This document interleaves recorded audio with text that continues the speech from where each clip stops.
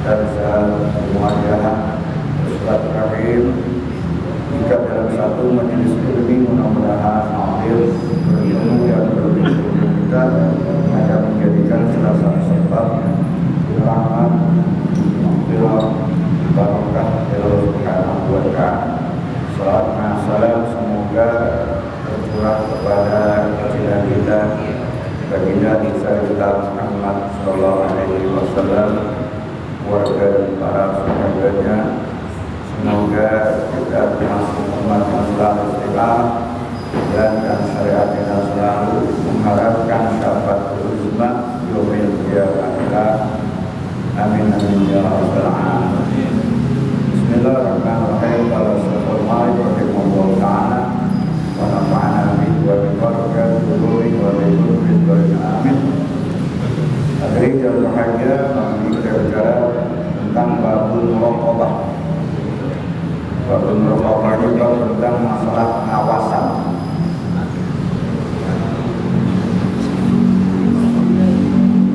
Asalnya dalam hadis yang ke-7 dikatakan Abi Ya'la Shaddad Ibni Aus radhiyallahu anhu an Nabi sallallahu alaihi wasallam al-qaisu man dana nafsahu wa amila lima fa'il maut wal 'ajizu man atba'a nafsahu hawaha wa tamanna 'ala Allah rawahu at-Tirmidzi wa qala haditsun hasan wa qala at-Tirmidzi wa qala min al-ulama makna dana nafsahu hasabaha.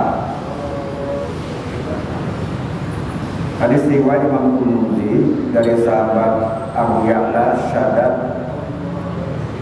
bin Aus radhiyallahu anhu dari Nabi sallallahu alaihi wasallam, bahwa Nabi bersabda, al-qaisu man dana nafsahu. Orang yang pandai, orang yang cerdik, orang yang pintar adalah man dana nafsahu, yaitu orang yang muhasabah.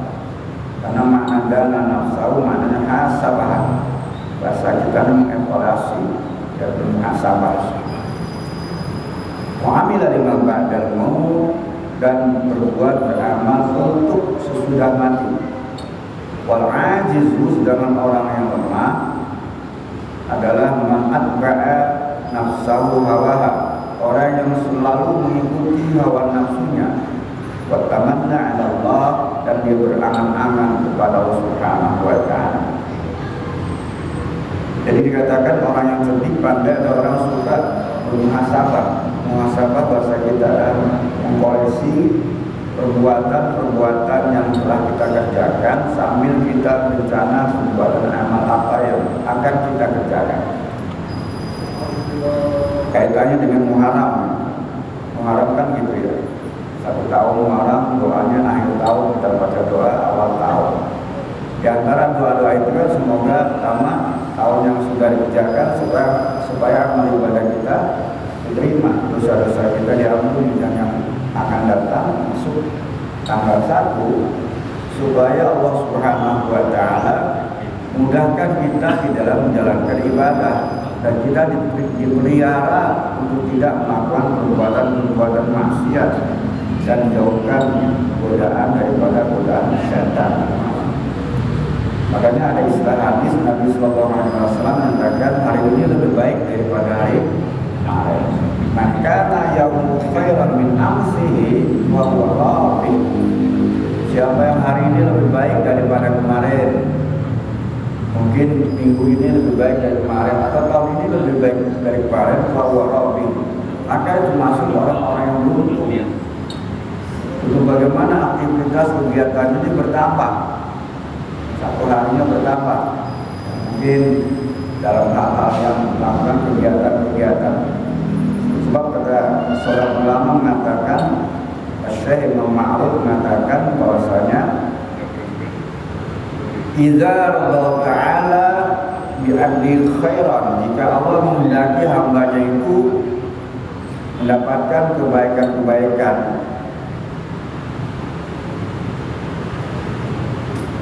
fatah alaihi babul amal, maka dibukakan pintu-pintu amal. Artinya mudah sekali melakukan perbuatan baik, sholat gampang gitu. gampang, sedekah gampang, datang ke majelis ilmi dimudahkan oleh Subhanahu wa ta'ala, dibukakan. Wa ughliqa anhu babal fatrati wal kasal, dan ditutup pintu-pintu pada hambanya itulah pintu lemah dan pintu malas. Makanya kaitannya dengan tahun baru hijrah ini secara bahasa adalah berpindah tempat. Al-hijratu min tarkil makanin ila makanin akhar, berpindah satu tempat ke tempat lain itu dinamakan hijrah. Artinya hijrah secara fisik. Bagaimana hijrah Nabi kita Muhammad SAW. Sehingga Allah mengatakan ada hijrah dinamakan hijratul badaniyah, artinya hijrah fisik badannya. Ada hijratul qalbiyah, hijrah secara hati. Di zaman Nabi itu ketika hijrah klimaknya adalah tahun ke-13. Tahun ke-13 ini tahun ke-13 kenabian. Padahal awalnya Nabi sudah menghijrahkan para sahabat. Kita lihat di awal perkembangan Islam, ketika Nabi mendapat risalah keislaman, Nabi punya kewajiban untuk mengajak orang, pada bahasa kita berdakwah. Sangat dilematis karena mengubah keyakinan orang-orang jahiliyah dengan keyakinan tauhid itu amat sangat sulit, sehingga Nabi banyak tantangan. Sampai dikatakan 3 tahun Nabi dakwah usir ini dakwah secara sembunyi-sembunyi. Nabi tempatkan di rumah yang bernama sahabat Zaid bin Arqam, terbunuh. Nah, mereka mengadakan, tapi diintimidasi, diteror, bahkan diancam ingin dibunuh.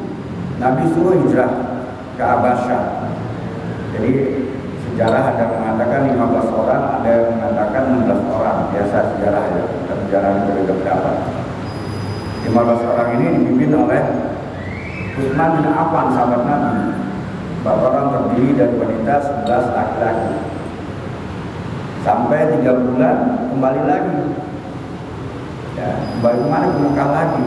Karena situasi kondisi ya, tidak, ya untuk tempat yang baru ini misalnya susah. Tapi tahun kelima ketika umat Islam sudah mulai banyak, ada yang mengatakan sudah hampir 200 orang, Nabi menghijrahkan yang kedua ke Habasyah.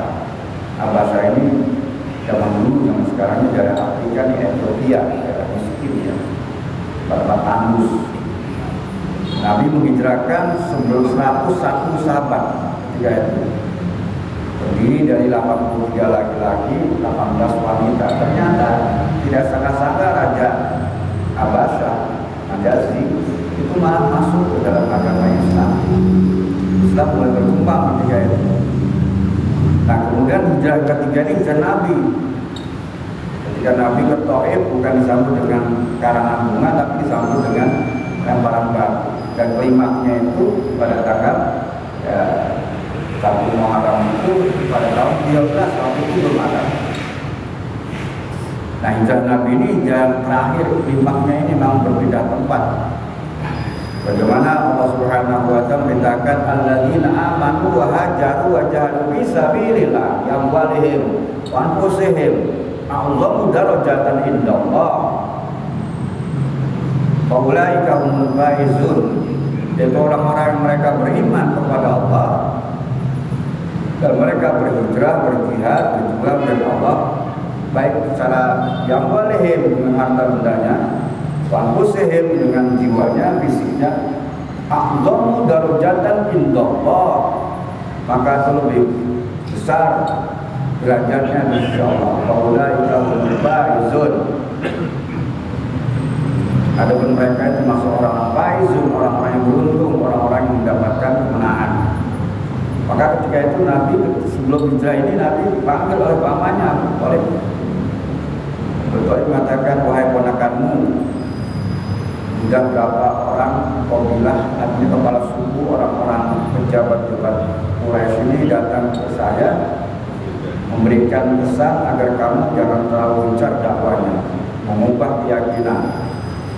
Tapi Nabi tidak gentar. Ketika pamannya mengutarakan semacam itu, itu apa kata Nabi kita Muhammad sallallahu alaihi wasallam? Kami menjawab dengan tenang, wallah ya ammi, gitu. Demi Allah, wahai pamanku, law syamsa fi yamini, seandainya meletakkan matahari di tangan kananku, wal qamaru fi shimali, dan kau letakkan bulan di tangan kiriku, ala an ahbahazal amro, agar aku menghentikan dakwah. Mana tarakku kepada Nabi? Maka aku tidak akan meninggalkan tetap, karena keyakinan bahwa dakwah saya ini benar. Dakwahnya kondusif, ngajak orang dengan baik, ya, sifat-sifat yang baik, ngajak, tidak dipaksakan masuk agama Islam, la ikraha fid din, tidak ada paksaan. Hatta yudhirallahu ta'ala awal nikafi, sampai nanti Allah memenangkan saya atau Allah membinasakan saya. Yang penting syariat saya ngajak orang ke Nabi. Akhirnya Abu Thalib merasakan lemah, ya, maka dibilang kemana kan, silakan kamu berdakwah lagi. Tapi klimaknya, ya, itu kan kejadian Abu Thalib meninggal tahun 10. Karena Nabi 3 tahun tidak ada pelindung. Akhirnya Nabi disuruh hijrah Allah Subhanahu wa Ta'ala. Maka hijrah Nabi ini adalah secara fisik, hidratul badaniyah. Adapun hijrah qalbiyah, kata ulama, hijrah hati kita. Mungkin bahasa sederhana katakan intiqalu min dari maksiati ila dari ta'ah. Berpindah tempat dari maksiat kemudian dia taat kepada Allah. Ya. Atau min dari intiqalu min dari kufri ila dari Islam. Kita juga pernah kita lihat di TV, ya. Ada orang-orang yang masuk Islam, wanita-wanita tiba-tiba pakai jubah rapi, padahal tadinya dia orang non-muslim. Ketika dia wawancarai, oh kamu sekarang sudah beda ya? Iya, saya sudah hijrah, kan gitu. Maksudnya hijrah ke dalam agama Islam, atau hijrah dalam bentuk tadi memindahkan maksiat, intiqalu min dari maksiati ila dari taati, berpindah tempat dari maksiat ke taat. Yang tadi nggak sholat, sekarang rajin sholat, ya, berarti dia sudah hijrah. Tapi jangan diledekin, wah bapak sudah hijrah pak ya, nanti bilang marah, apa itu diledek, itu bahasanya, ya, bahasanya. Atau lebih dalam lagi katakan intiqalu min daril kaslani ila dari nasyid, berpindah tempat dari yang tadi malas menjadi rajin tunas. Jadi ada perubahan peningkatan. Dan biar maaf, misalnya tadi dia ibadah sholat sehingga sholat di rumah, setelah Muharram pengennya ke masjid terus, berarti kan itu termasuk hijrah qalbiyah. Artinya apa? Dia tahu fadilah, keutamaan ketika dia melakukan sholat berjamaah, apalagi sholat subuh luar biasa, ya. Atau tadinya maaf tidak menghadiri majelis ilmi, ketika Muharram, ya Allah membukakan hatinya, membukakan datang ke majelis ilmi, termasuk hijrah. Kenapa? Karena keutamaan. Bahkan Nabi Shallallahu Alaihi Wasallam berpesan kepada sahabat Ibnu Mas'ud tentang bagaimana keutamaan menuntut ilmu. Terangkan, ya Ibnu Mas'ud, wahai Ibnu Mas'ud, dikatakan wahai Ibnu Mas'ud, durusaka sa'atan, duduk kamu 1 jam di majelis ilmi, di dalam 1 majelis ilmi, la tanassu qalaman, ya, enggak megang pulpen, wala taktubu harfan, enggak nulis 1 huruf pun, khairul laka, itu lebih baik buat kamu min lebih alfi raqabah, daripada membebaskan 1000 budak. Pahalanya luar biasa. Jadi inilah yang keberuntungan buat umat Nabi kita Muhammad SAW. Segala aktivitas amal ibadah ini Allah lipat gandakan. Ini akan memberikan suatu motivasi, ya, motivasi agar ada bahasa Arabnya giroh, semangat kita untuk ibadah. Kenapa? Mendapatkan pahala yang lebih tinggi lagi. Bahkan biar lain mafi riwayat Bukhari, di dalam riwayat lain dikatakan ulul majlisi ali, hadir di majlis orang-orang yang berilmu, para ulama kita hadir di situ. Ya. Itu kata Nabi Sallallahu Alaihi Wasallam, afdalu min sholati alfi rakaatin, itu lebih utama daripada sholat 1000 rakaat, sholat sunnah. Wa iyadati alfi maridin, dan lebih utama daripada menjenguk 1000 orang sakit. Wa syuhudi alfin janazatin, dan lebih utama daripada mengantarkan 1000 jenazah. Luar biasa pahalanya. Ini kembali motivasi, semangat.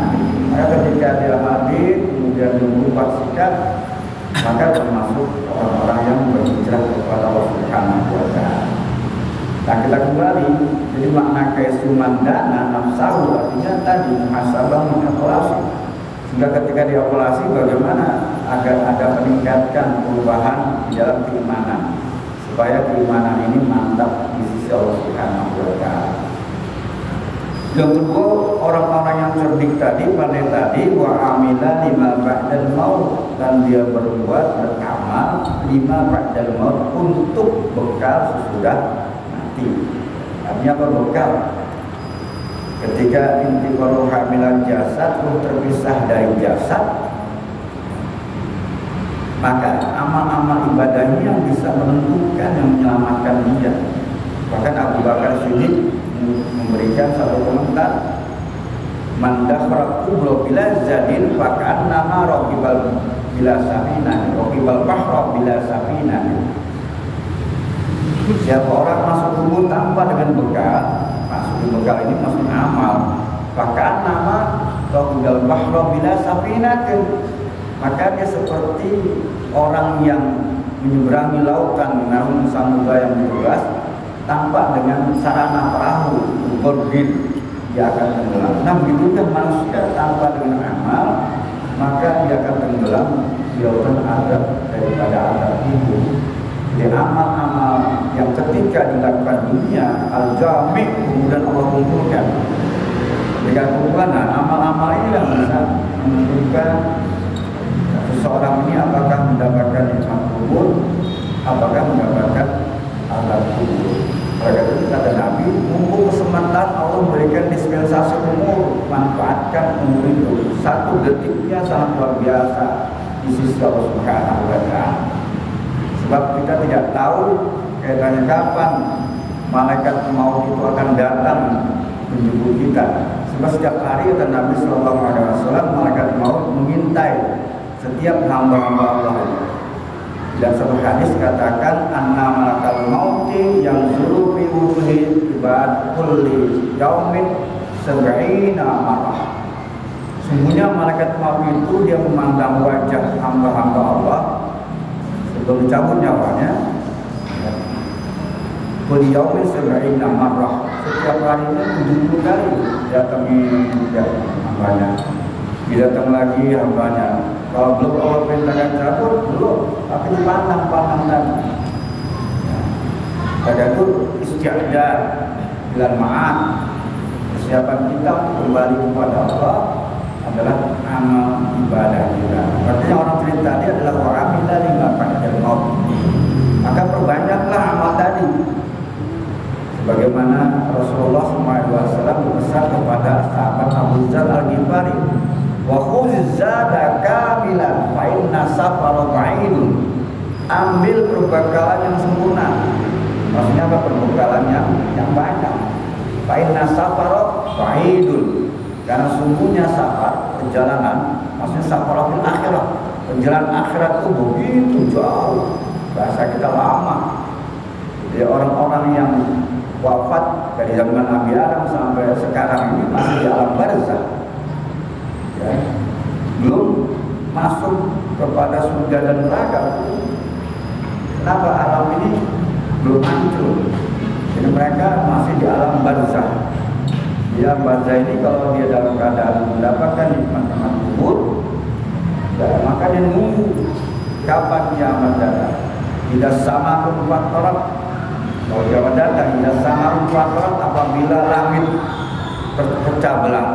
Wa idza kawakibun tasarat, bukan langit yang belah, bintang-bintang pun berjatuhan. Wa idzal kawakib yasama umfatat wa kawakib tafarat wa idza biharul fujirat, dan apabila lautan bah ke dalam daratan tsunami baru hancur semuanya. Apabila surat takwir juga dikatakan ya syamsul kuwirat, apabila matahari itu bergulung, artinya semua benda-benda langit itu berjatuhan hancur, baru itu namanya kiamat. Apakah kiamat langsung Allah bangkitkan, tunggu lagi setelah semua hancur, jadi tidak ada lagi bumi ini, semua gunung-gunung berterbangan seperti kapas, cabut semua yang menjadikan pasak bumi semua habis, maka manusia dikumpulkan kepada mahsyar, nanti nunggu lagi lama berguna. Baru ketika itu Allah katakan wa idzal qubur bu'thirah, dan apabila kubur-kubur ini dibangkitkan semua daripada mahsyar, apa langsung Allah hisab? Enggak, nunggu lagi lama. Itu dikatakan fa inna safara ba'idun, kan sungguhnya perjalanan itu begitu jauh. Karena perjalanan jauh itu pembukanya juga harus banyak. Waktu dizadakan, kalau kita sedikit kita akan hancur di sisi Allah Subhanahu wa Ta'ala. Maka itu hadirin yang berbahagia, orang yang penting ini wa amila lima ba'dal maut, yaitu berbuat, beramal untuk bekal sudah mati. Jadi kalau bekalnya banyak, amal ibadah banyak, insya Allah kita mendapatkan surganya Allah Subhanahu wa Ta'ala. Wal azizu, ya sebelum diteruskan mungkin ada yang ditanyakan seputar materi ini atau yang lain.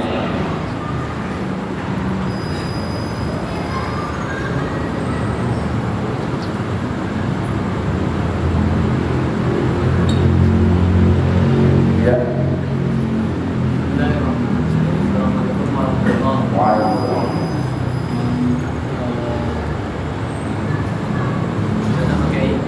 Bulan Muharram, karena kita masih bulan Muharram.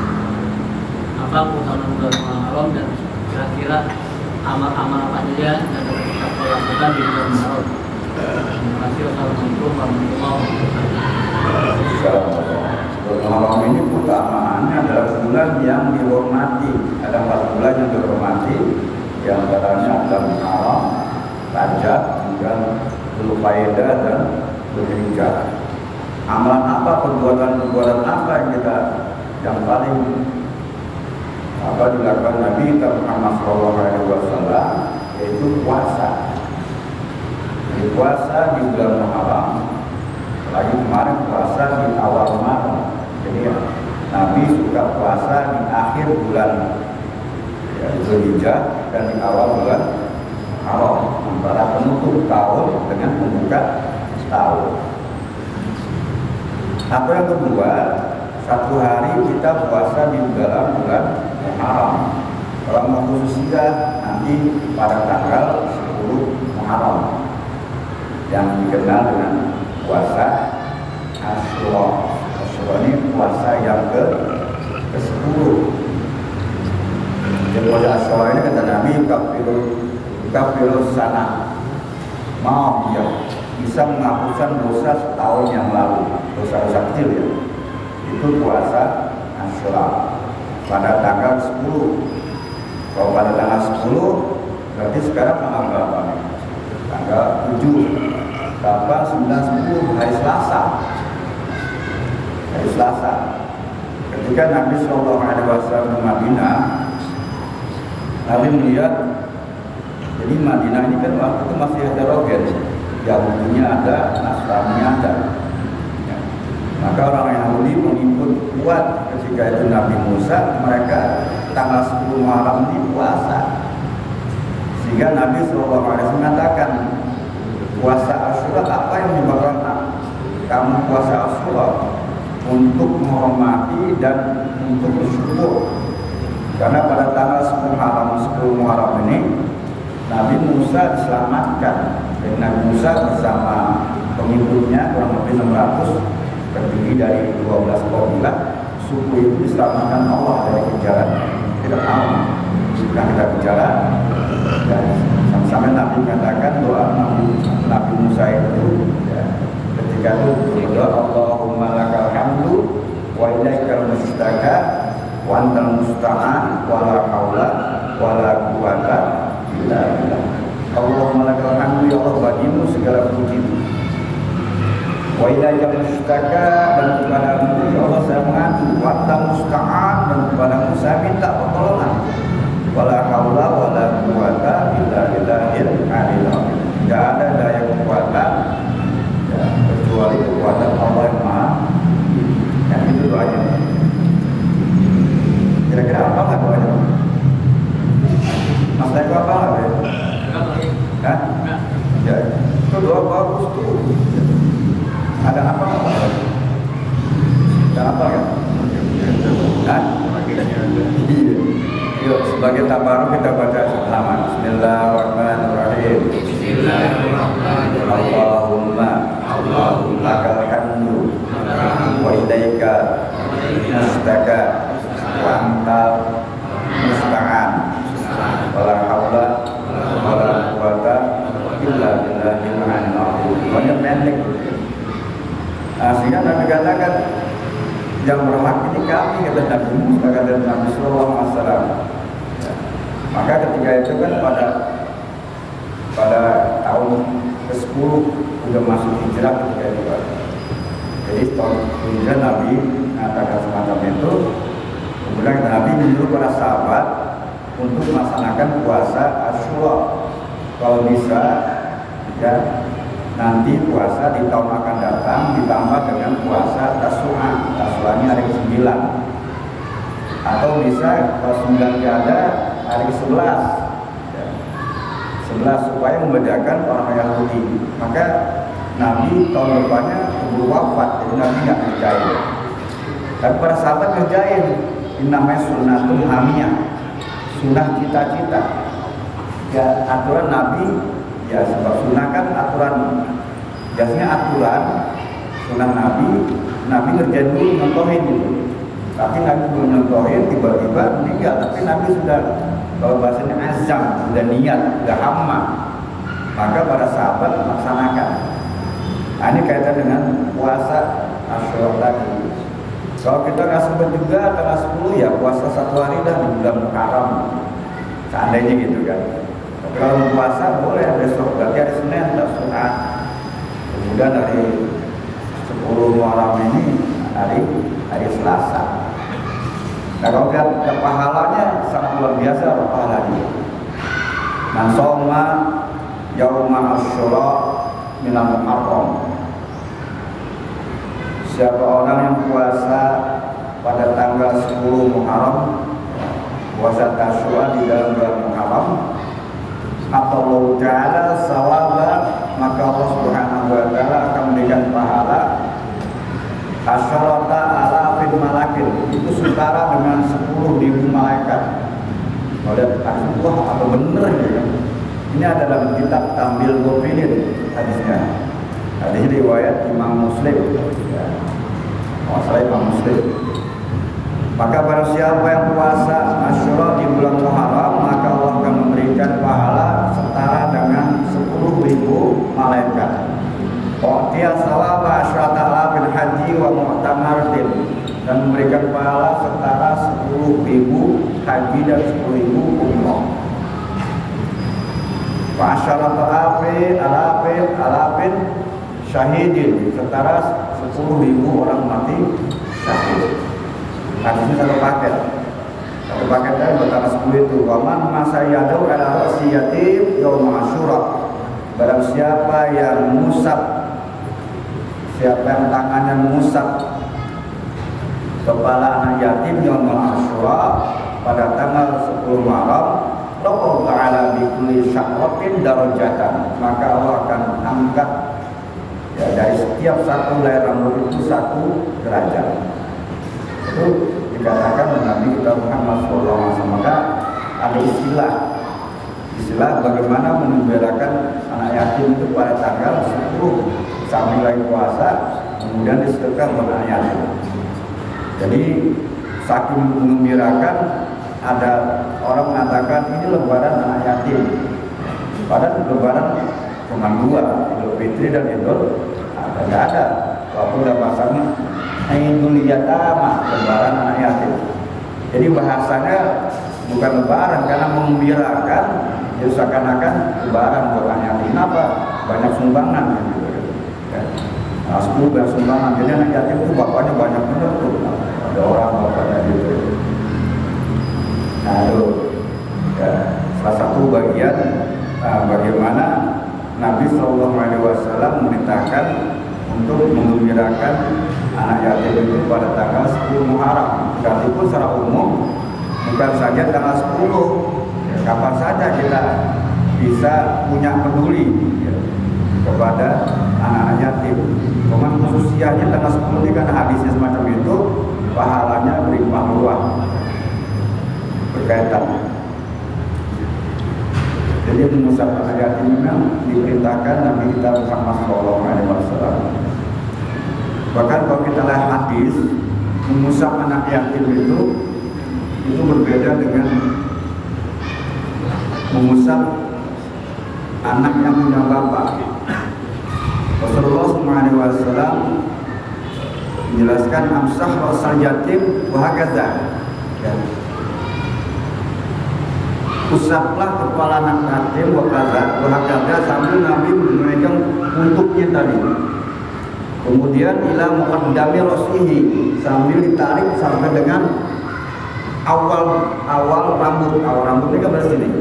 Jadi kalau anak yatim usapnya dari sini ke sini. Tapi kata Nabi, waman lahu abun, tapi kalau anak yang punya bapak, apakah anak kita, anak orang lain yang masih ada orang tuanya, wahagaza seperti ini. Ila muakhir rasi sampai dengan akhir rambut. Ini misalnya kalau dari sini ya begini. Orang yatim sebaliknya. Ya. Maka kata ulama, maksudnya apa sih begini? Itu membedakan anak yatim. Ya syukur-syukur pas megang ini sampai megang amplop gitu kasih kantong gitu, kasih gitu. Cuma ngusap doang. Ya. Kan isyarat pertama isyaratnya bahwasanya memberikan kasih sayang kepada anak yatim tadi. Ya. Itu juga dikatakan oleh Nabi kita Muhammad SAW ketika mengusap sambil kita berdoa kepada Allah. Jadi mengusap itu kata Nabi, jabar kelayat muka. Semoga Allah menutupi keyatiman waja'ala khalfan min abija, dan semoga Allah jadikan pengganti bapak yang lebih baik. Kita berdoa itu sambil supaya ibunya kawin lagi. Dia kan doanya begitu. Ya bahasa kan gitu. Ya tadi kan doanya gitu Pak. Ya pas musab daripada orang lain saya kawinin lagi.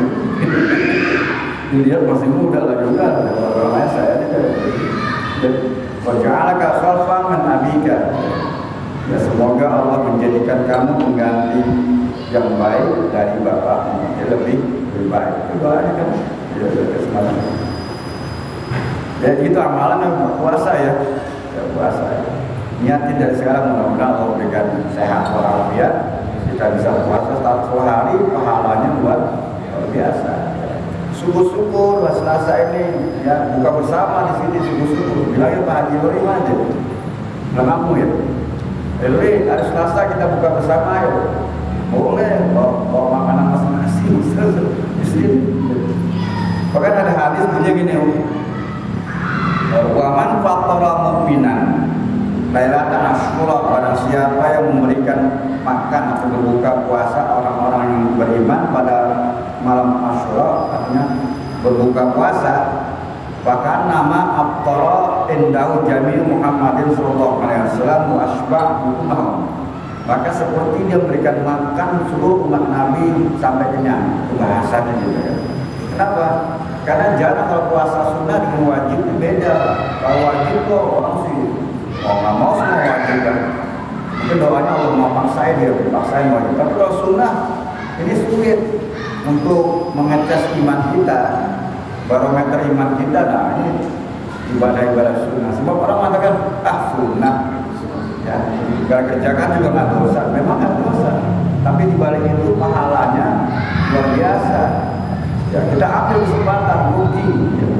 Mumpung kesempatan tahun ini masih ada umur, kita bisa puasa. Kan itu puasanya setahun sekali.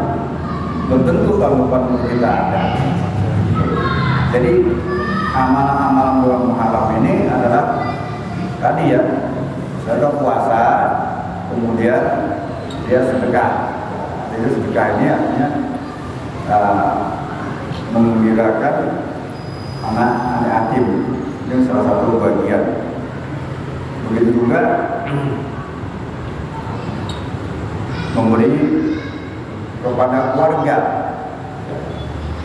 Sebab dalam satu hadis Nabi Sallallahu Alaihi Wasallam menjelaskan man wasa'ala iyalihi yawm Asyura, barang siapa yang memberi memuaskan kepada keluarga, iyali orang yang menjadikan tanggung jawab di keluarga, istri, anak yang ada di rumah, di hari Asyura, maka Allah Subhanahu wa taala wasallallahu taala di sana dikulit, maka Allah akan luaskan rezekinya sampai 1 tahun. Jadi kalau misalnya ngasih uang belanja sehari 100.000, tambahin tuh masyarakat 200.000, mah di ayam, mah di daging, itu nanti Allah berikan rezeki yang banyak selama sampai 1 tahun. Itu kaitannya dengan itu. Ya. Jadi itu amalan-amalan yang terjadi di dalam bulan Muharram. Jadi intinya adalah Muharram ini titik tolak untuk kita berubah. Kalau kita berubah, ya alhamdulillah tadi. Maka yang berubah dan amsil bahwa Rabbi, supaya hari ini lebih baik daripada hari kemarin. Mungkin itu ya, Pak Seko ya.